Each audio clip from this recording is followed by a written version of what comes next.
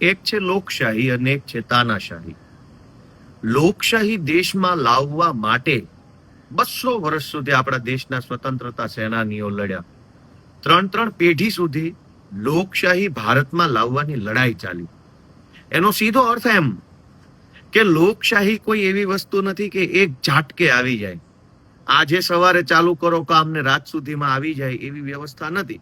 લોકશાહીને લાવવા માટે ગાંધીજી, એમના પહેલાના, એમના પછીના બધા જ મહાપુરુષોએ 200 વર્ષ સુધી અંગ્રેજો સામે તમામ પ્રકારની લડાઈ લડ્યા અને લોકશાહી આવી.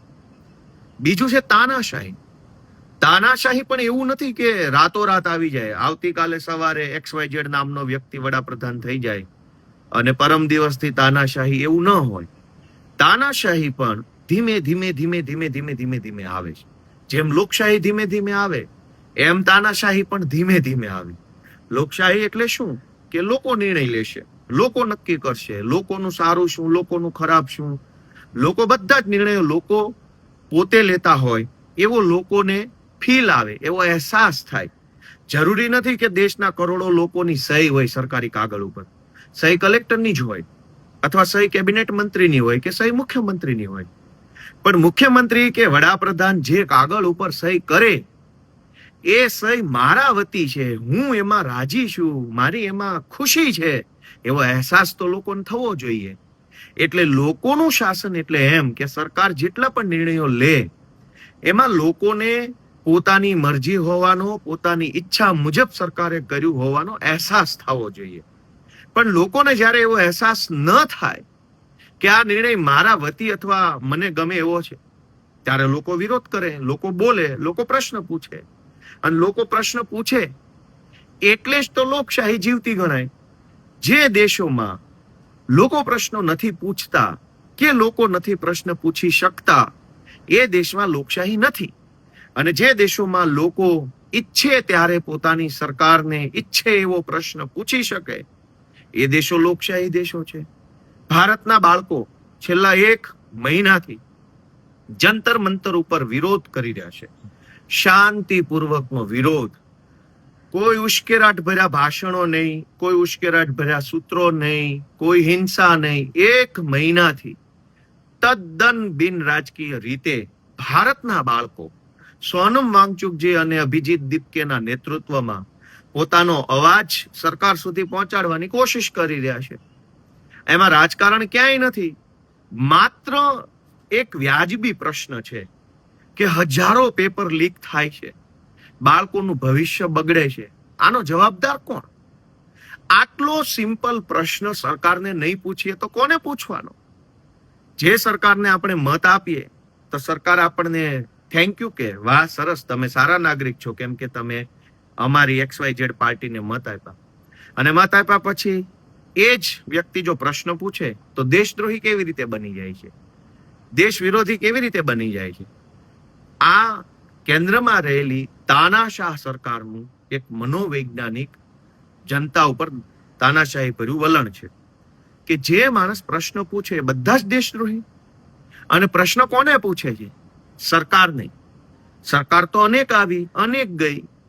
તો એવું તો નથી કે દેશ જ સરકાર છે અને સરકાર જ દેશ છે. કેમ કે અહીંયા આપણે ત્યાં દુનિયાના દેશોની જેમ રાષ્ટ્રપતિ શાસન નથી.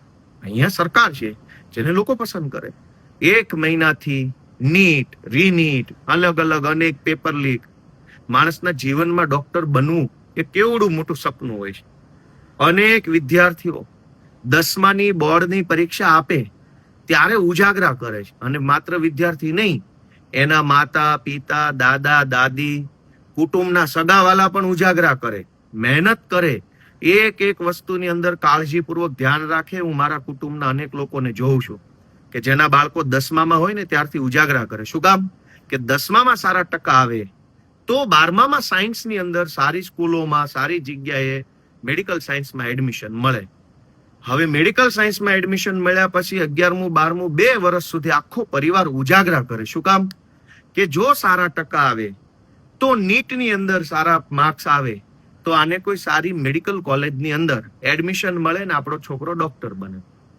10મું 11મું 12મું નીટ ત્રણ 4 વર્ષ સુધી માતા પિતા ઉજાગરા કરે, આખો પરિવાર ઉજાગરા કરે એક છોકરાનું સપનું પૂરું કરવા માટે, અને ફટ લઈને પેપર ફૂટી જાય અને 21 છોકરાઓ પેપર લીકના કારણે અથવા નીટ રીનીટના કારણે આત્મહત્યા કરી ચૂક્યા છે. આપણા દેશના 21 બાળકો વિદ્યાર્થીઓ આત્મહત્યા કરી જાય, એનો જવાબદાર કોઈ નહીં, કોઈના માથે એનું પાપ નહીં. એ કેવી રીતે ચાલે?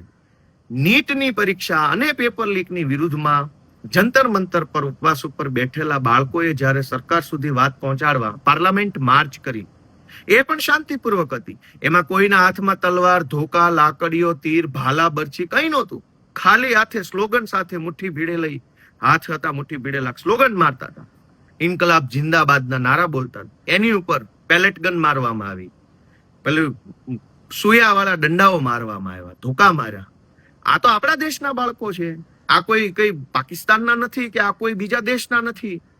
આપણા જ દેશના બાળકો પેપર લીકનો ભોગ બને, આપણા જ દેશના બાળકો આત્મહત્યા કરે, અને આપણા જ દેશના બાળકો આપણા જ દેશની સરકારને પ્રશ્ન પૂછે તો આપણા જ દેશની સરકાર આપણા જ દેશના બાળકોને ધોકા મારે. એ જ તો તાનાશાહી છે. અને આ તાનાશાહીની સામે લડવું એ કોઈ પાર્ટીની નહીં, દેશના એક નાગરિકની જવાબદારી છે. હું ગુજરાતભરના સૌ લોકોને, વડીલોને વિનંતી કરું છું કે આ લડાઈ ભાજપ સામે કે વડાપ્રધાન સામે નહીં, આ લડાઈ તાનાશાહીની સામે છે. તાનાશાહીની સામે નહીં લડીએ તો ધીમે ધીમે આપણે બધા ગુલામી તરફ ફેંકાઈ જશું. અને માત્ર પેપર લીક નહીં, ખરાબ રોડ રસ્તાઓ, યુનિવર્સિટીનું બખડ જંતર તંત્ર, સરકારી દવાખાનાની બખડ જંતર હાલત, પોલીસ સ્ટેશનોમાં ફરિયાદ ન લેવી, હજારો પ્રશ્નો આપણે એનો સામનો કરવો પડશે. એટલે તાનાશાહી સામે લડવા માટે સૌએ આગળ આવવું એ સૌની ફરજ છે. હું સૌને અપીલ કરું છું કે કશું ન કરી શકો તો એક વોટ્સએપ કે ફેસબુકનું સ્ટેટસ તો મૂકો.